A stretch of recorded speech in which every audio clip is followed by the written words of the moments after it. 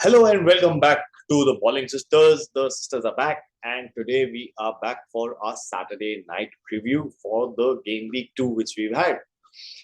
We've had an exciting game week. We've had the first game, which started off with the legends facing off each other, Steven Gerrard team versus Frank Lampard's Everton facing off with each other. The scoreline was 2-1 to Steven Gerrard. And then we had Arsenal facing off Leicester, Brighton versus Newcastle, City versus Bournemouth, Southampton versus Leeds, and Wolves versus Fulham. And then there was the late kickoff for Brentford versus Manchester United. The score lines were all over the place. We've had 7 games in total, out of which 2 games had drawn a blank. That is Brighton versus Newcastle and Wolves versus Fulham, where Mitrovic missed a penalty.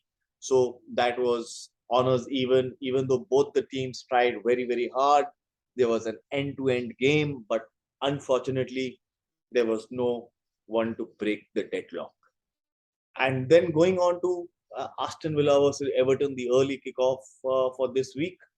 A lot was expected out of Frank Lampard's team, but unfortunately, I believe the end of the road is slowly and steadily coming for Frank Lampard. If that doesn't happen, Everton are heading towards doomsday of fighting for relegation again this year. They Everton does have certain amount of time, about 15 more days to sign certain more players. But if I don't see that happen, if I really don't see that happening, if they do, it is going to be a brilliant aspect. They have to get something out of it, at least in the next 15 days, to get the team working and doing things Lampard's way to start getting results. The first game week, they were lucky enough, fine, they lost 1-0, but then this time around 2-1, and that too, an unlucky own goal, which happened. Other than that, I would have felt that Aston Villa is going to be having a clean sheet. That is what it's going to be. But then that didn't happen. Coming on to later kickoffs, and there was, I think, so 5 games which kicked off together. Arsenal, Leicester, and like I said, Brighton, Newcastle. We had City, Bournemouth, Southampton, and Leeds, and Wolves, and Fulham. So, like I mentioned, yes, there were honors even for Wolves and Fulham, as well as Brighton and Newcastle. There was no deadlock broken, and Mitrovic missed a penalty. Other than that, Arsenal versus Leicester was an end-to-end like a basketball game.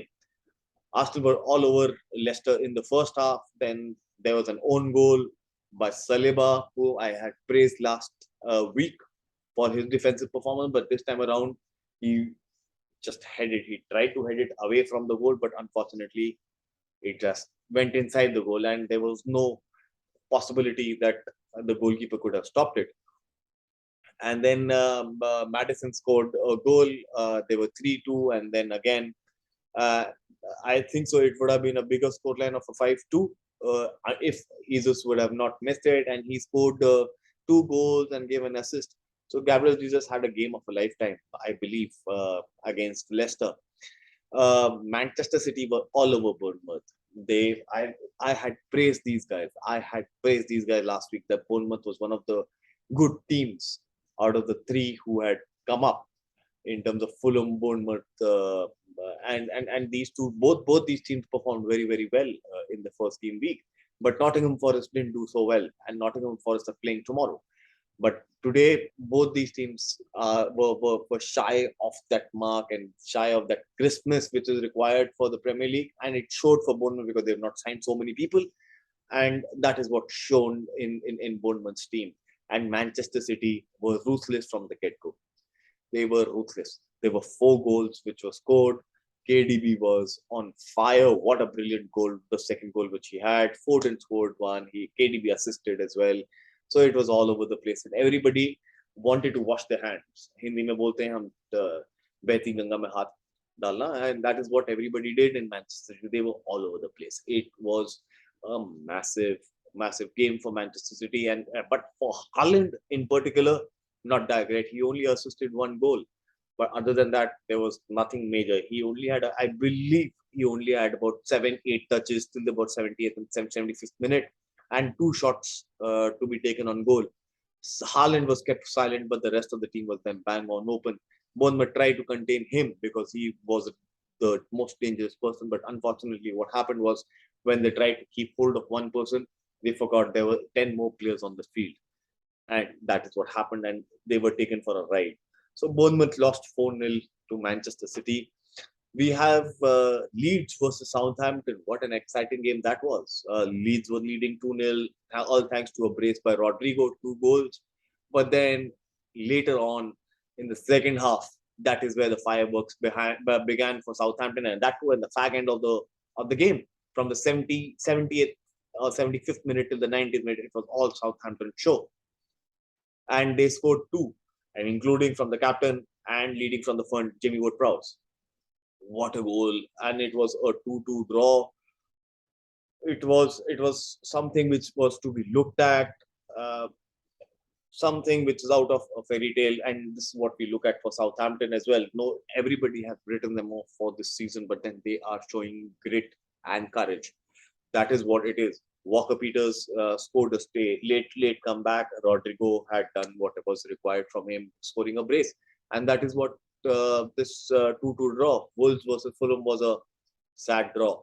But coming on to the main game of Saturday night, a late kickoff was between Brentford and Manchester United. Manchester United coming back from the game week 1, the way they performed.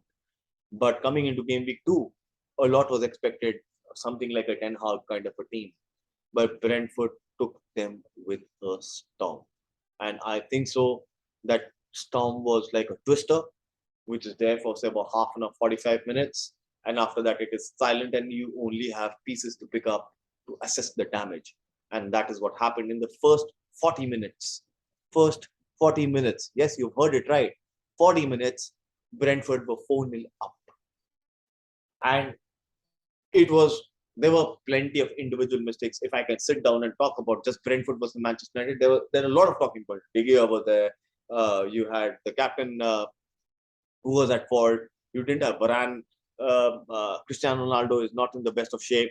Rashford missing off and then lying like a crybaby on the field. You had shit all over the field. He shits. The Manchester United team shits more than what my bloody dog does, and that is what it was shown today. Brentford were leading in the first say about 10 minutes. In the first 10 minutes, Brentford were leading. I don't expect that from Brentford. Come on, that was not expected, and that is what happened.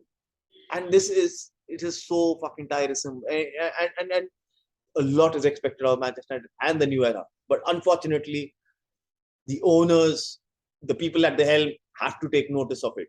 Everybody has to take notice of it that this is not the Manchester United you're talking about.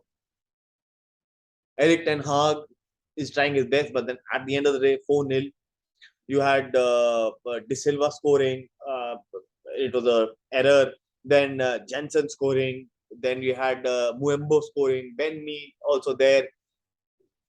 It is tatters. It is tatters for Manchester United, and it is curtain calls. Same thing happened last week as well, and same thing is happening here as well. Everybody is going to be taking, and next week they have got Liverpool. Understand one thing: what is going to be going through the players' head? The morale is 6 feet under. I don't know who's going to be digging deep.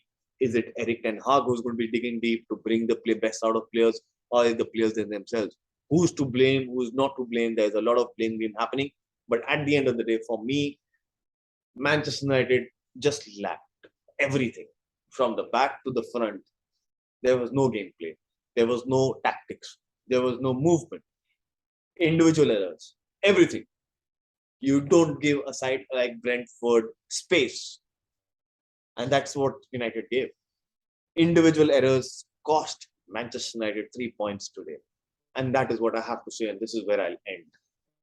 That Manchester United have to do better. City is off the blocks.